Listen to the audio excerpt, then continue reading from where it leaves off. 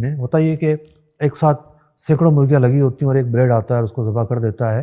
یہ مشینی ذبیحہ کی صورت ہے. تو چونکہ انسان کا فعل واقع نہیں ہوا، انسان نے تکبیر پڑھ کر ذبح کرنی ہوتی ہے، وہ معاملہ نہیں پایا گیا. یہ جو مرغیاں ہیں، ایسا جو گوشت ہے، یہ حلال نہیں ہوگا. بسم اللہ الرحمن الرحیم. الصلاۃ والسلام علیکہ یا سیدی یا رسول اللہ وعلی آلک و صحبک یا سیدی یا حبیب اللہ. السلام علیکم ٹو آل فرینڈس. تو ویلکم بیک ٹو اندر ریئیکشن ویڈیو. تو آج کی ویڈیو کا جو ٹاپک ہے، مشین سے ذبح شدہ مرغی کھانا کیسا. تو چلو آج کی ریئیکشن ویڈیو بنا کسی دیری کے سٹارٹ کرتے ہیں. ایک سوال یہ ہے کہ مشینی ذبیحہ، اس کے بارے میں کیا حکم ہے؟ دیکھیے، جو جانور ذبح ہوتا ہے، ہم پاکستان میں تو دیکھتے ہیں کہ جناب کسائی جو ہے وہ کسی کونے کھانچے میں کاٹ لیتا ہے، کسی پلاٹ میں کاٹ لیتا ہے، یا پھر پاکستان میں بھی ایسا ہے کہ کمیلے بنے ہوئے ہیں جس کو سلاٹر ہاؤس بھی کہتے ہیں. قانون تو یہی ہے کہ کمیلوں میں جا کے کاٹے، لیکن جانور بڑا ایزیلی کٹ جاتا ہے. اور مرغی کی بات کریں اگر، تو ہمارے ہاں تو ہر گلی میں جو ہے مرغی والا بیٹھا ہوا ہے. مراد یہ کہ ہر محلے میں، ہر بازار میں لائیو مرغی موجود ہے.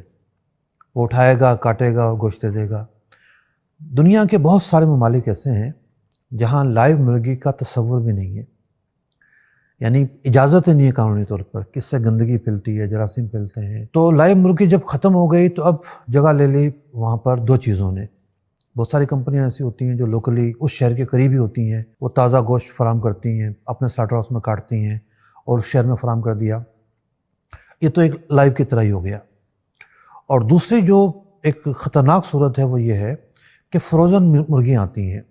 مثال کے طور پر جو برازیل سے مرغیاں آتی ہیں، بہت سارے ملکوں کو برازیل مرغیاں ایکسپورٹ کرتا ہے، تو وہ پھر فروزن ہوتی ہیں اور اس کی ویلیڈیٹی ہوتی ہے کہ جناب اتنے دن تک یہ چل سکتی ہے. اب ان فروزن مرغیاں ہوں یا اس لائیو کی طرح مرغیاں ہوں، ان میں ایشو کیا ہے؟ اگر تو ہاتھ سے ذبح ہوتی ہیں تو وہ حلال ہے. بہت ساری عرب ممالک میں بھی ایسے سلاٹر ہاؤس ہیں کہ جہاں ہاتھ سے ذبح ہوتے ہیں. میں خود ایک العین میں ایک سلاٹر ہاؤس میں گیا تھا، تو وہاں مرغیاں ہاتھ سے ذبح ہو رہی تھیں. اور بھی کہیں پر اگر ایسے سلاٹر ہاؤس ہیں جہاں ہاتھ سے ذبح ہوتی ہیں تو ٹھیک ہے، مطلب ذبح ہاتھ سے ہوتی ہیں، پھر چین چل رہی ہوتی ہے پورا سسٹمیٹک، پر اس کے مشین اتار رہی ہے اور جناب اس کا جو ہے وزن مشین کر رہی ہے، اس کے پیس مشین کر رہی ہے، اس میں کوئی کبات نہیں ہے. اصل مسئلہ ہے ذبح کی شرائط کا پایا جانا. مسلمان تکبیر پڑھ کر ذبح کرے، کیونکہ جو نصارہ کی کیفیت ہے وہ تو اس وقت ایسی نہیں ہے کہ وہ کلمہ پڑھتے ہوں، تکبیر پڑھتے ہوں، اور یہود کا معاملہ بھی کچھ تفصیل طلب ہے.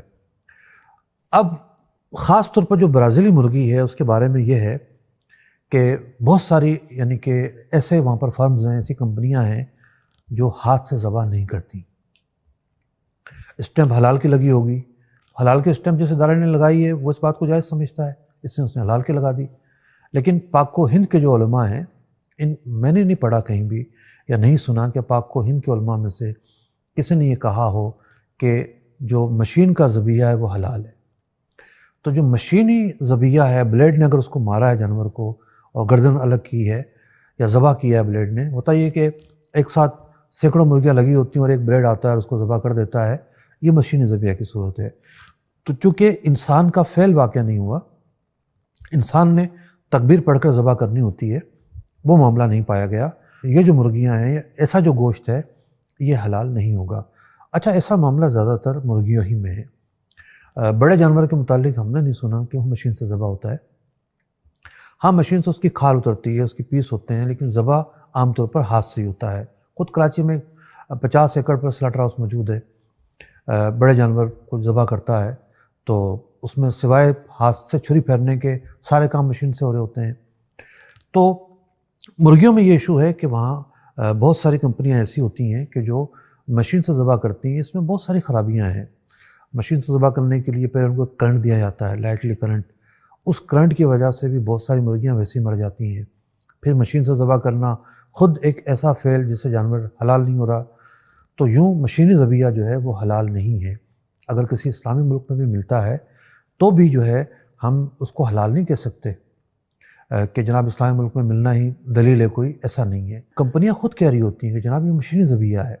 اور اب تو میں نے دیکھا ہے بعض عرب ممالک کے اندر वहाँ पर कानूनी तौर पर पाबंद किया गया है कि आप लिखेंगे कि ये गोश्त कहाँ से आया है, किस मुल्क का गोश्त है, क्योंकि जो ख़रीदार है उसकी रग़बत होती है, वो नहीं ख़रीदना चाहता, वो ब्राज़ील से भागना चाहता है।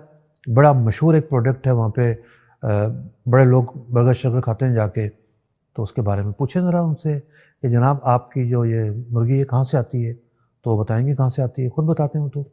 बाकायदा लिखा होता है कि ये फ़लाँ मुल्क की मुर्गी है, या बकरा सोमालिया का है, या फ़लाँ मुल्क का है, या फ़लाँ मुल्क का है।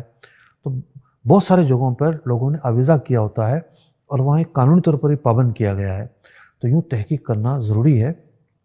गोश्त का मामला दीगर चीज़ों से मुख्तलिफ है। जो आम चीज़ें हैं उसमें हम पर तहकीक वाजिब नहीं है। मिसाल के तौर पर लुंडे के कपड़े हैं, अंग्रेज़ों के यहाँ से आए हैं जनाब, पता नहीं पाक होंगे कि नापाक होंगे, अब हमें पता है कि किस अंदाज से वो रहन सहन उनका है। लेकिन उलमा ने बयान किया कि ऐसी अशिया में असल इबाहत है, तहारत है, बग़ैर किसी सबूत के हम नापाक नहीं कह सकते। ये एक उसूल है। गोश्त के मामले में उसूल इससे बिल्कुल अपोज़िट है कि गोश्त के अंदर असल हुर्मत है, हराम होना है, तकबीर पढ़ के वो जानवर हलाल होता है, लिहाजा उसके हलाल होने की तहकीक ज़रूरी है। पाकिस्तान के अंदर तो ऐसे हालात नहीं है, यानी मशीन ज़बिया नहीं है, कोई ऐसा मशकूक गोश्त मार्केटों में आमतौर पर नहीं बिकता। लेकिन बहुत सारे मुस्लिम ममालिक ऐसे हैं कि जहाँ पर मिला जुला रुझान है। और मुझे अमेरिका से एक साहब ने किसी कंपनी की ईमेल फॉरवर्ड की जो उसने उस कंपनी को भेजी थी कि भाई आप जो है आप मुर्गियाँ सप्लाई करते हैं, एक पूरी चेन थी वो, उस चेन का पाकिस्तान में एक और ब्रांड का काम है, गोश्त का काम तो नहीं है। तो कहने लगा कि जी आप क्या करते हैं, तो उन्होंने कहा कि जी हम तो मशीन से ज़बह करते हैं, हाथ से ज़बह नहीं होता हमारे यहाँ, लेकिन फिर भी वो उसको हलाल कहकर बेच रहे होते हैं। तो चूँकि अवामुन नास जो उसको मसला नहीं पता होता, तो इसीलिए इस सवाल का जवाब तफसील के साथ हमने बयान किया है, ताकि इस मामले में आप एहतियात करें। और किसी ऐसे मुल्क में जाते हैं जहाँ बचना मुश्किल है, तो वेज पर गुजारा करें और मुर्गियों से दूर भागें। उम्मीद है आपको आज के मसले की अच्छी तरह समझ आ गई होगी। तो अगर वीडियो पसंद आई तो प्लीज़ लाइक शेयर सब्सक्राइब लाजमी कर दें। मिलते हैं अपनी नेक्स्ट वीडियो में, तब तक के लिए अल्लाह निगहबान।